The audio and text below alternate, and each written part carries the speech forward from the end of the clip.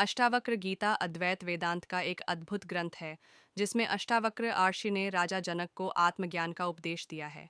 इस ग्रंथ में कई जगह समझाया गया है कि यह सारा संसार केवल माया है और आत्मा इसके प्रभाव से परे है। श्लोक: कृतं स्वं भवितव्यं च विद्यते नान्यथेत्यपि तत्त्ववित्तु सुखम तिष्ठेत असंस्कृतम नाह सदा। अर्थ: जो होना है वह होकर रहेगा और जो नहीं होना है वह नहीं होगा। इसीलिए ज्ञानी पुरुष को बिना किसी चिंता के शांत और सुखी रहना चाहिए। व्याख्या: इस श्लोक में अष्टावक्र ऋषि यह कह रहे हैं कि व्यक्ति कितनी भी चेष्टा कर ले, संसार की घटनाएं उसकी इच्छाओं के अनुसार नहीं चलती। सब कुछ ईश्वर या ब्रह्म के विधान के अनुसार घटित होता है। इसलिए अगर कोई व्यक्ति यह सोचता है कि उसके कर्मों से ही सब कुछ होगा, तो वह भ्रम में है। इसका अर्थ यह नहीं है कि हमें कर्म नहीं करना चाहिए, बल्कि इसका मर्म यह है कि कर्म करते समय यह समझ रखना चाहिए कि फल हमारे हाथ में नहीं है।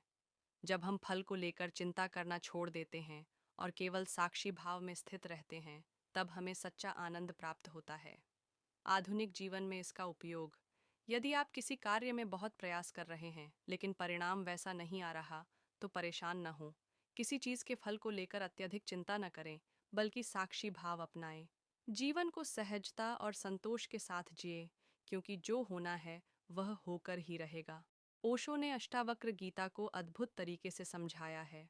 उनके अनुसार यह ग्रंथ मनुष्य को पूर्ण मुक्ति का संदेश देता है और सिखाता है कि जीवन को पकड़ने की कोशिश व्यर्थ है, क्योंकि जो होना है वह होकर ही रहेगा। ओशो और अष्टावक्र गीता। ओशो कहते हैं कि अष्टावक्र गीता का मूल भाव यही है कि तुम कुछ भी करो या न करो, अस्तित्व अपनी धारा में ही बहता रहेगा। जो लोग सोचते हैं कि वे अपनी मेहनत से संसार को बदल देंगे, वे भ्रम में हैं। श्लोक पर ओशो की व्याख्या: कृतं स्वं भवितव्यं च विद्यते नान्यथेत्यपि तत्त्ववित्तु सुखम तिष्ठेत असंस्कृतमना सदा। ओशो कहते हैं कि इस श्लोक का अर्थ यह है कि जीवन पहले से तय है। तुम जो भी कर रहे हो वह एक भ्रम मात्र है कि तुम कुछ कर रहे हो।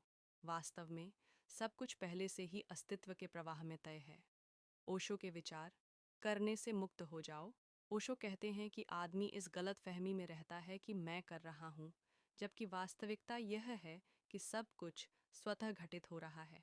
यह अहंकार है कि हम सोचते हैं कि हमारे करने से कुछ बदल सकता है। साक्षी भाव अपनाओ। यदि तुम सच में मुक्त होना चाहते हो तो साक्षी बनो। जब तक तुम्हें यह भ्रम रहेगा कि मैं ही सब कुछ कर रहा हूँ, तब तक तुम्हारा मन अशांत रहेगा। जीवन को सहजता से बहने दो। जब तुम यह समझ जाते हो कि जीवन में जो होना है वह होकर ही रहेगा, तब मन में कोई चिंता नहीं बचती। फिर व्यक्ति तनाव से मुक्त होकर यहाँ और अभी में जी सकता है। ओशो का उदाहरण: ओशो अक्सर यह उदाहरण देते हैं। एक नदी अपने प्रवाह में बह रही है। तुम उसे रोक नहीं सकते, तुम केवल इतना कर सकते हो कि उसकी धारा के साथ बह जाओ। यही जीवन का भी सच है। अगर तुम उसे नियंत्रित करने की कोशिश करोगे तो संघर्ष होगा, लेकिन अगर तुम उसे बहने दोगे तो आनंद ही आनंद है। निष्कर्ष: ओशो के अनुसार अष्टावक्र गीता हमें इस भ्रम से मुक्त करती है कि हम जीवन को नियंत्रित कर सकते हैं। जब यह समझ आ जाती है कि सब कुछ पहले से तय है और हम केवल साक्षी मात्र हैं, तब भीतर शांति, आनंद और पूर्ण मुक्ति का जन्म होता है।